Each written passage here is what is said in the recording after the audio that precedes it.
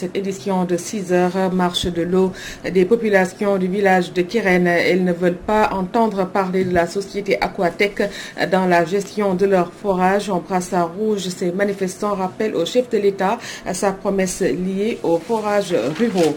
Les étudiants de la faculté des lettres et des sciences humaines de l'université Cheikh Anta Diop de Dakar se font entendre. La plateforme FLSH Debout s'oppose à la reprise graduelle des enseignements. Les étudiants parlent d'injustice et menacent de paralyser l'université.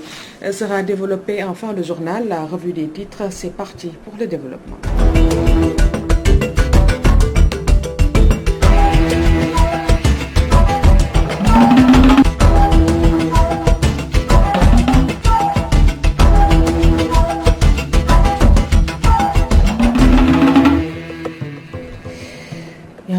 Les populations du village de Kirène s'opposent à toute rétrogestion de leur forage et à la société Aquatec. Elles ont envahi la rue avec des brassards rouges pour se faire entendre et rappeler au chef de l'État sa promesse liée aux forages ruraux. Nous y reviendrons avec Kernodaf.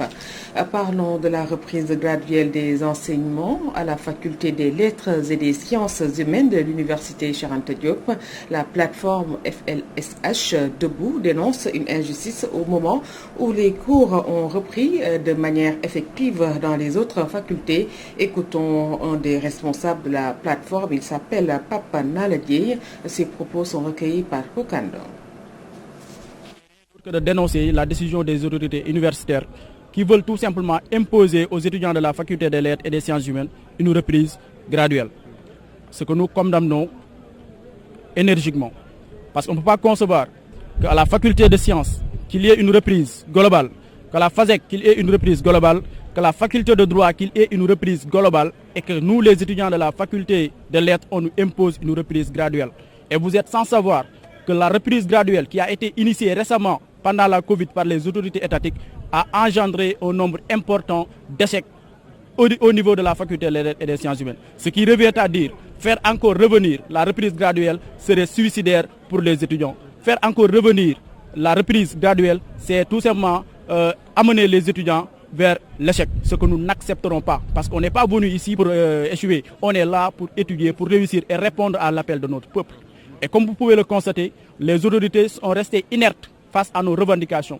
Et aussi on est prêts, nous, la plateforme FLH Debout est prête à aller jusqu'au bout. Aller jusqu'au bout, c'est paralyser le système. Aller jusqu'au bout, c'est empêcher les cours. Aller jusqu'au bout, c'est empêcher les inscriptions en ligne pédagogique. Aller jusqu'au bout, c'est empêcher les examens. Ce que nous voulons, c'est une reprise globale, comme toutes les autres facultés de l'université Cheikh Anta Diop de Dakar. L'instant que les autorités ont réouvert l'université, donc là, ils ne peuvent plus refuser le rassemblement. Parce que qui parle d'université parle d'un point de rassemblement. Partez dans les amphis et regardez ce qui se passe là-bas. Les gens ne peuvent pas respecter la distanciation sociale. Et à session 2020-2021 du concours de recrutement des élèves maîtres, plus de 600 candidats inscrits sur la liste d'attente. Ces derniers exigent leur intégration dans les centres régionaux de formation des personnels de l'éducation. Ami Diop et leur porte-parole, Fatou Bintou Diouf, a recueilli ses propos. Nous sommes le collectif des 667 candidats qui sont présentement sur la liste d'attente du concours de recrutement des élèves maîtres CREM, session 2020-2021. En référence aux statistiques officielles publiées par le ministre de l'Éducation, nous étions au nombre de 35 998 candidats inscrits au niveau national. Lors de la phase d'entretien, on était au nombre de 3038 candidats, dont les 2000 ont été sélectionnés pour regagner les centres régionaux de formation des personnels de l'éducation. Dans cette liste existent beaucoup de candidats qui ont épuisé le sens de refaire le concours car ayant atteint la limite d'âge. Et pourtant, ils ont travaillé d'arrache-pied pour enfin espérer réussir. Face au système de quotas, ils voient le rêve se briser en 1000 morceaux. Qu'ils nous laissent sans voix, ne serait-ce qu'au vu du manque notoire d'enseignants dans toutes les régions, particulièrement dans celle de Matam. entraînant dès lors la fermeture de certaines écoles et classes à double flux. Face à ceci, il urge que cette requête soit prise en compte et traitée dans les plus brefs délais. Nous prions Monsieur le Président Macky Sall de prendre toutes les dispositions nécessaires pour enfin pallier à ce déficit afin d'offrir au peuple une éducation de qualité. Les Sénégalais jugent inopportun et inutile le nombre pléthorique de partis politiques dans le pays. Pour eux, la création d'un parti doit se faire à travers des idéologies et non dans la frustration. Ils considèrent par ailleurs que la plupart de ces formations politiques n'ont aucun impact dans le quotidien des Sénégalais. C'est un reportage de Patembay. Le Parti républicain pour le progrès créé par Déthié Fall vient rallonger la liste jugée déjà pléthorique. Plus de 200 partis politiques, ces Sénégalais rencontrés n'accordent pas trop de crédit à ces formations politiques. Parce que bu nekkee da nga ànd ak nit heure boo mel rek yow nga génn yow nga ki sa parti loolu man ànduma si parce que vraiment parti moom moo bari ba mënoo xam par parti moom non Sénégal dafa bëri parti. Je pense que en ce qui concerne le Sénégal aujourd'hui, l'augmentation des partis politiques ne peut pas être une solution pour régler les problèmes. Il faudrait que les responsables et ceux qui ont des partis politiques puissent échanger pour voir dans quel cadre ils vont trouver une synergie.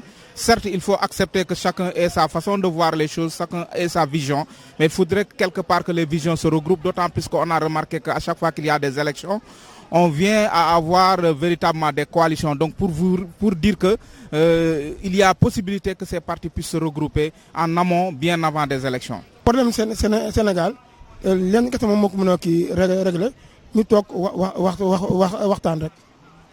À la question de savoir si l'existence de ces partis politiques répond aux besoins de l'heure, pas forcément, disent ces citoyens. Je pense que la réponse au solutionnement des problèmes des Sénégalais, c'est un mouvement d'ensemble. Il faudrait que les gens qui ont une façon de voir, une vision commune, en tout cas qui ont le maximum de choses ensemble, qu'ils puissent se regrouper afin qu'ils constituent des forces qui puissent apporter des solutions aux problèmes des Sénégalais. Mais si chacun essaie dans son côté d'aller de sa part, moi je pense qu'il sera difficilement possible que pour les Sénégalais de se retrouver dans cet ensemble de choses-là.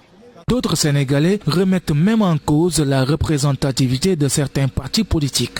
La majeure partie des partis politiques, ils se créent tout simplement pour se créer des privilèges auprès du parti État.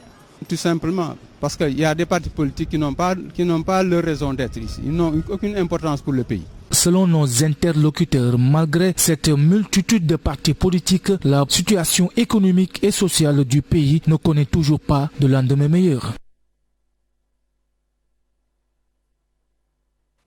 La paix au Sénégal et dans le monde, c'est le cri du cœur des femmes de la convergence du mouvement citoyen Siggi Jotna. C'était au cours d'une marche pacifique dans les rues de Thiès. Un mémorandum a été remis à cet effet au gouverneur de la région, Ibrahim Ndiaye. Les femmes de la convergence du mouvement citoyen Siggi Jotna du président Abdoulaye Dièye ont tenu une marche pacifique pour la paix au Sénégal et dans le monde entier. Virginie Combatine est membre de la convergence. Par cette manifestation symbolique dédiée à la République, vous avez montré que vous êtes des citoyennes et des citoyens à part entière.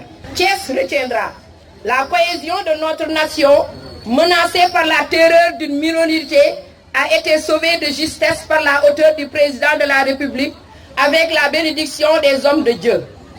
C'est le lieu de raffirmer notre fidélité aux promesses du Sénégal émergent, qui inspire chaque jour les actions de notre leader, Abdoulaye Dièye. Population de Thiès et d'ailleurs, restons vigilants et debout afin que cette paix demeure durable et bénéfique pour nos foyers. Cette marche pacifique pour la paix durable au Sénégal et dans le monde entier est initiée par ces femmes leaders de la convergence du mouvement Siggi Jotna, qui a enregistré une forte mobilisation des femmes et des jeunes de la cité du Rail, ce que le président Abdoulaye Dièye a magnifié. Je vous le dis avec les mots de la raison et du cœur. Vous êtes au rendez-vous de mes attentes. Nous le savons tous, dans l'époque où nous vivons, la marchandisation généralisée des choses, des corps et des esprits de la nature et de la culture a placé la violence et la terreur au cœur du dispositif politique. Devant tant d'incertitudes et de périls, n'est-il pas temps de reconstruire Thiès, plus particulièrement le Sénégal, et de repenser enfin le rôle d'acteurs politiques moins dépendants de leurs intérêts personnels et plus attentifs à la souffrance de leurs concitoyens. Par la grâce, l'intervention d'illustres personnalités vient de sauver notre pays du péril et de la violence. Le président Abdoulaye Dièye en a profité pour rendre un vibrant hommage à tous les khalifes généraux du Sénégal, plus particulièrement à Serigne Mountakha Mbacké, qui se sont battus corps et âme pour faire revenir la paix et la stabilité au Sénégal. Thiès, Walfadjri Radio TV, Ibrahima Ndiaye. Ibrahima Ndiaye, face au taux élevé du chômage dans le nord du pays, les jeunes de Podor ont décidé de prendre leur destin en main, se sentant abandonnés par les autorités. Ces membres du conseil communal de la jeunesse de Podor appellent les populations à s'investir pour la valorisation du secteur agricole et de l'élevage. Sambatal, le président du conseil communal de la jeunesse de Podor, au micro d'Aboukan. Nous nous sommes réunis aujourd'hui au CEDEPS de Podor dans le cadre de l'emploi et l'employabilité de la jeunesse. Un appel que le président de la République a fait au lendemain des crises qui se sont passées au Sénégal. Et au niveau local, nous avons jugé bon de tenir une rencontre, une assise de la jeunesse, nous permettant de soulever l'ensemble des problèmes que nous vivons aujourd'hui au niveau de Podor, que ce soit dans la commune comme dans le département. Qu'aujourd'hui, il y a lieu de ne plus dépendre des autorités politiques. Il y a lieu de croire en soi. Quand je parle quand je dis croire en soi, ça signifie par exemple aujourd'hui, nous savons tous que le secteur primaire à Podor est dominé par l'agriculture, la pêche et l'élevage. Aujourd'hui, si les jeunes avaient accepté de s'orienter dans ces secteurs, on pourrait avoir un Podor émergent. Dans la mesure où les jeunes seraient actifs dans ces secteurs et vont travailler, puisque aujourd'hui on parle de l'emploi et de l'employabilité. Je pense que si aujourd'hui les autorités nous accompagnaient dans ces secteurs-là, on aurait par exemple moins de problèmes avec la jeunesse. Mais également, on a eu à lancer un appel aux autorités municipales de responsabiliser la jeunesse, surtout les structures de jeunesse.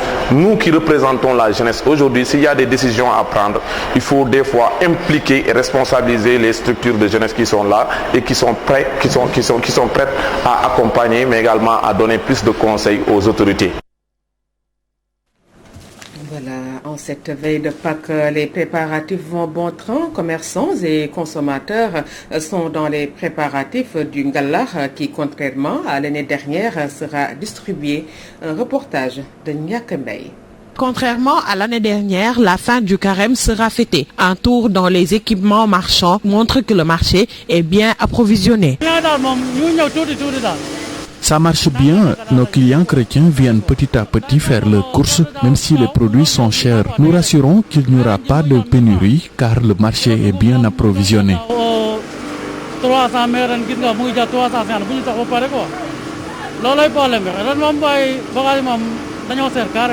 Les prix du pain de singe, mil, pâte d'arachide, condiments utilisés dans la préparation du traditionnel ngalar, revus à la hausse. Le mil est à 400 francs, le pain de singe à 600 francs le kilogramme et la pâte d'arachide à 1000 francs. Les produits sont chers et je pense que c'est ce qui fait que les clients sont un peu rares.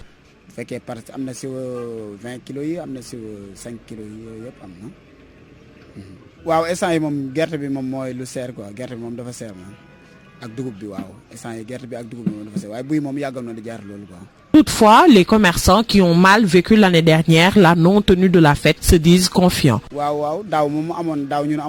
L'année dernière, nous avions vu tous nos commandes être annulées et c'était vraiment difficile. Mais cette année, les gens viennent récupérer leurs commandes et on espère que la clientèle va augmenter.